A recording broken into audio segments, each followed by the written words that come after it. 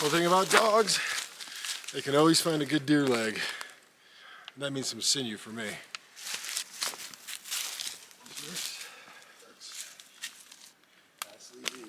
guys found two. Impressive.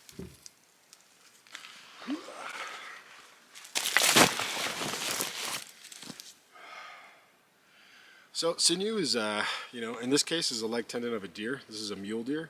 And it's that tendon that runs down this back portion, allowing this hoof to gain that full range of motion. One, I can feel like there's some sinew in the back. And then this one might be a little piece. I was fortunate today for Finn to find them. So I'll cut this little piece of sinew out, show you how it works, show you what it looks like. I'll show you how to process it out and turn it into workable fibers. This is a dried piece of sinew. This is some of the stuff that I carry with me. It's very easy to carry. All you have to do is really process it down to the individual fibers, but it's kind of cordage in a natural little bundle like this. The piece I'm looking to extract from this found deer leg is this guy right through here. So hopefully it's not in too bad of shape. It's still workable. But let's cut into this guy.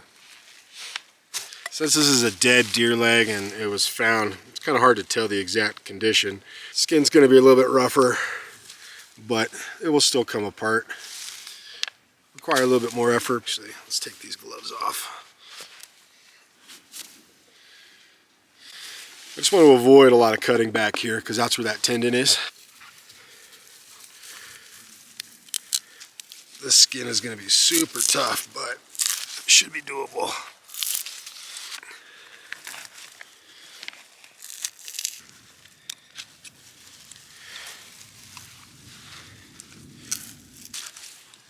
See, you can see that little golden piece right here. That's actually a front piece. I'll pull that out.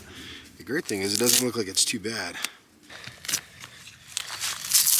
There we go.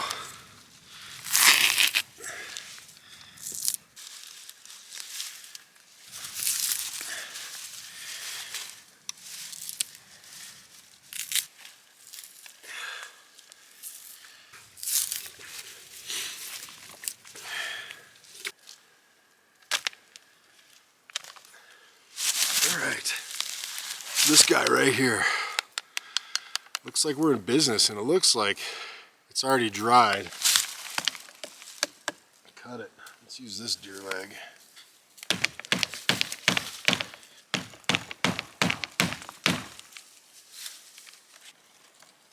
There it is. Come on, you.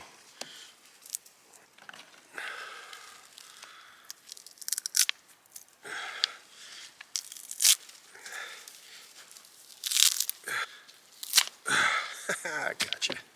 Nice leg bone. That's all the sinew. All of this around the outside is just the casing. Got a little front side sinew. Call this some dog treats. Still pound. Still yield natural fibers. And then this one that I just pulled from that deer leg. This guy right here has just been naturally preserved. That's the one I brought with me. Not much of a difference.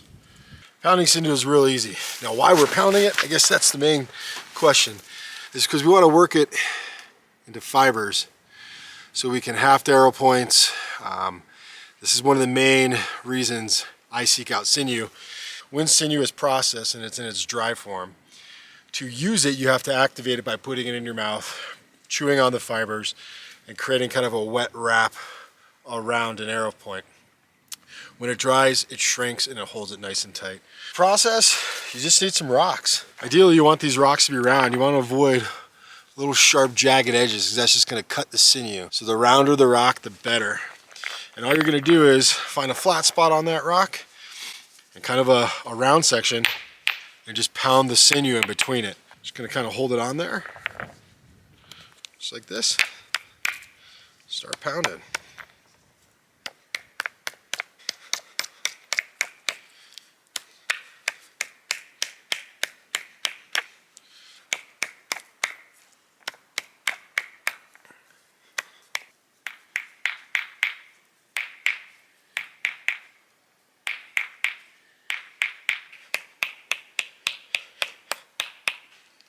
Sure you rotate every once in a while. You don't want to keep hitting the same spot. You're just looking to open the fibers up. You can see these are starting to break down into individual strands. It requires a little bit more banging, a little bit more pounding, but it's coming along.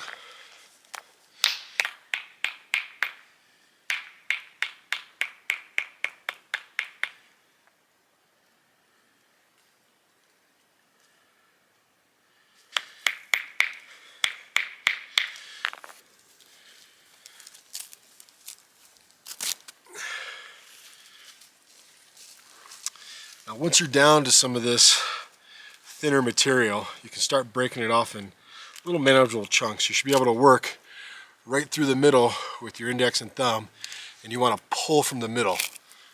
So what I like to do is I like to get to about these workable pieces right here, this size, and I'll set those off to the side. Those are kind of like ready to go. They require no more pounding of rocks, just me separating them with my hands.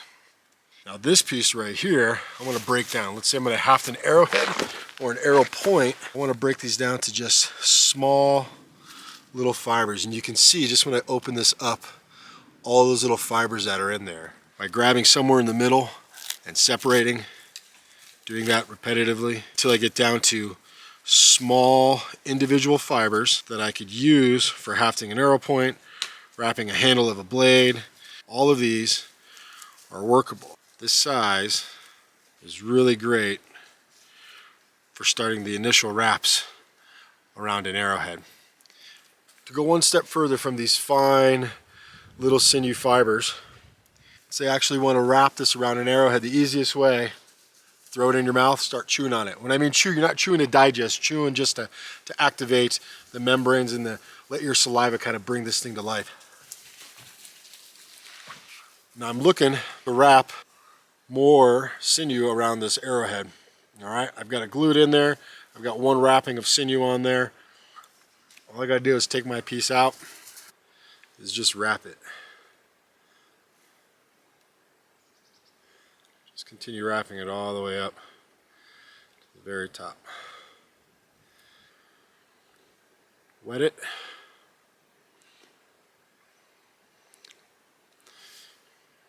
Just keep wrapping. Let's add another piece.